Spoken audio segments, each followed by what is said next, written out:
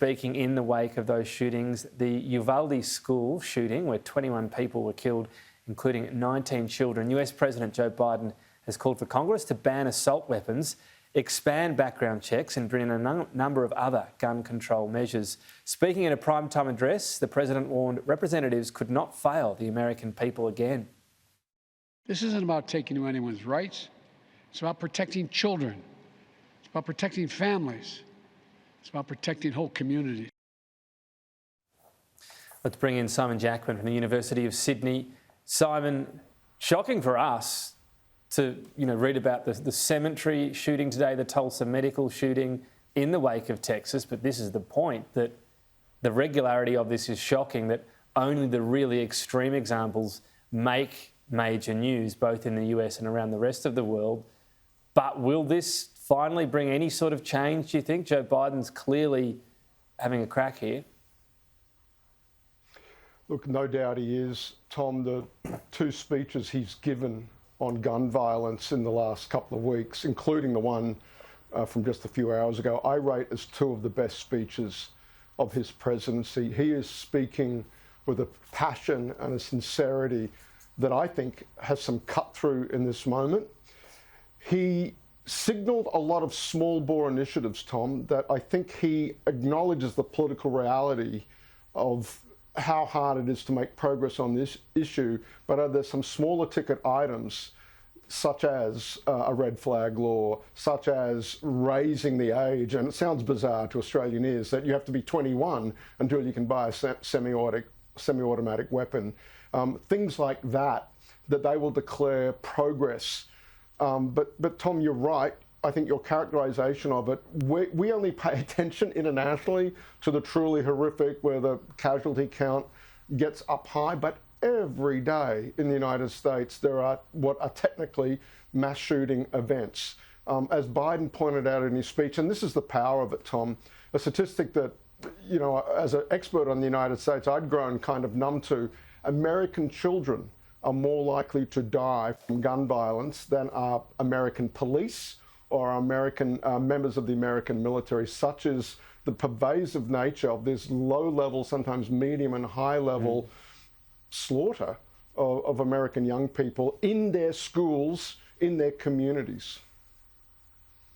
Yeah, that is extraordinary, and that it's the leading cause of death for children in America, dying at the hands of a gun in some ways. We know a lot of these can be accidents in the home and so on, but the point is, proliferation of weapons. Even as this happens, though, we had a piece earlier where a Republican in one of these hearings was bemoaning that his own gun collection would be limited because the type of ammunition he had were these 21, I think they're called semi-automatic clips. So that's the cultural issue that Joe Biden and others are going up against, that even if there's some small changes, that the reaction won't be, oh, these changes didn't change our world, they haven't taken away our rights, but instead they'll be, no, we gave you those changes, that's it. The political context here is, of course, we can't escape that, Tom. Guns, like so many other things, gun ownership follows the contours of political support in the United States.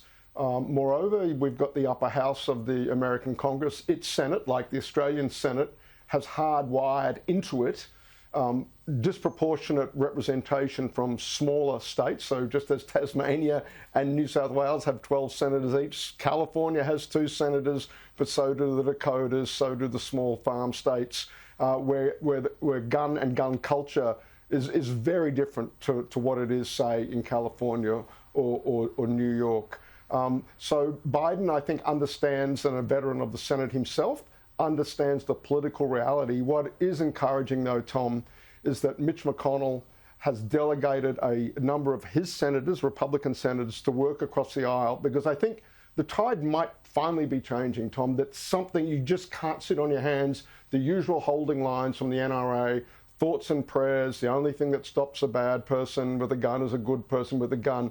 Those are losing their resonance, and the organisational and financial power of the NRA has been challenged for, and that's a whole nother conversation in recent years. I can't help but feel that if someone like Mitch McConnell thinks the jig might be up, And Biden is putting forward very powerfully and very cleverly, I thought, in his speech, here are some things that we might be able to do. And one is securing guns. Tom, you're right about gun collections. I think Biden acknowledges as much as they may want to take on the Second Amendment, it is part of the Constitution.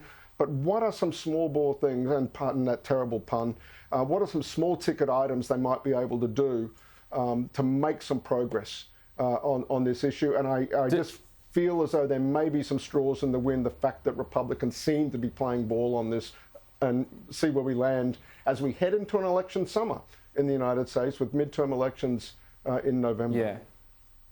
Could it be generational? Because these crimes have increased a lot in the last 2-3 decades. So you're going to have, even in states that traditionally say, don't take away our rights and talk about the Second Amendment, that if you have a generation of younger people that have grown up huddling under their desks, often in drills, but albeit terrified, that even if they are from the political right, that this will be an issue they differ from in terms of their parents' attitudes?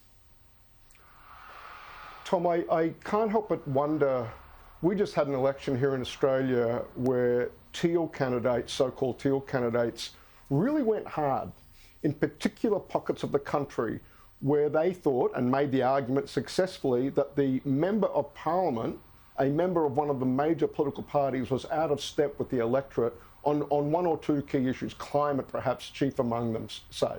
That not so much the candidate, but the party and the party stance being represented in the Congress. Is the United States coming up on a moment like that, where an extremely well-funded challenger, say in some House seats, putting some moderate Republicans in red states under enormous pressure, that the mums and the suburbanites, that you're right, some of them now, growing up in the post-Columbine era, are now mums and dads themselves and are ready to stray from what would otherwise be a solid Republican Party loyalty, perhaps on this issue. And I wonder if trying to head that off is the game that Mitch McConnell is playing now. And Biden, of course, playing politics himself, and it's never out of the equation, but seeing that as this is an issue, he can rally a rather demoralised Democratic base as we head into the midterm elections, Tom. Politics is always a factor, isn't it? So, yeah, we can be cynical about Joe Biden, even if a lot of people might be saying on this issue, at least, strength to his arm. We were going to talk a lot about Ukraine. I got really down the rabbit hole. I think it's a fascinating discussion on guns. But what about just, it's a bit of a quagmire at the moment, Ukraine hoping for more weapons. But what about Vladimir Putin? Yeah. Talks about whether he was an attempt on his life in March, an assassination attempt, and cancer treatment in April. Does this... What do we think about this and his potential psyche to do with this war as a result? Tom, there's so much swirling in the ether on this at the moment. It's very difficult to know what's real and what's not. What I think is real is, as we saw in that story leading into my interview today, is that is the gains that Russia is making in the East. And I think Putin, irrespective of his health situation, but I think he needs to demonstrate some wins to solidify his situation back home. And that's why I think this grind, using things that the Russians can do, and that is this slow grind with artillery assets in a very pocketed, focused part of Ukraine. I think that's the campaign he's playing. I think we're now past the 100-day mark. What does settling in for the long haul look like for both sides? And I think Putin's made clear what his strategy is now that the more comprehensive takeover of Ukraine has been rebuffed. I think the ball is back in the West court, and as we see, what are the arms systems and platforms we're going to be shipping to Ukraine? And moreover, some interesting statistics in social media that this is just not capturing the attention of the American public anywhere like it did in the opening weeks, that social media interest in Ukraine has fallen to just about 20% of where it was. And so as the American political system needs to keep funneling aid to Ukraine, what does that look like? So its own political dynamic in the West, but the one in the East, Tom, in Moscow, fascinating and trying to make sense of what's real about Putin and what's perhaps propaganda from, well, perhaps Ukraine itself for that matter. Who knows? But yeah, it's a good point. The West fatigue is always a factor with our news cycle, and Russia well knows that. Simon Jackman, great to get your thoughts as ever. Thank you.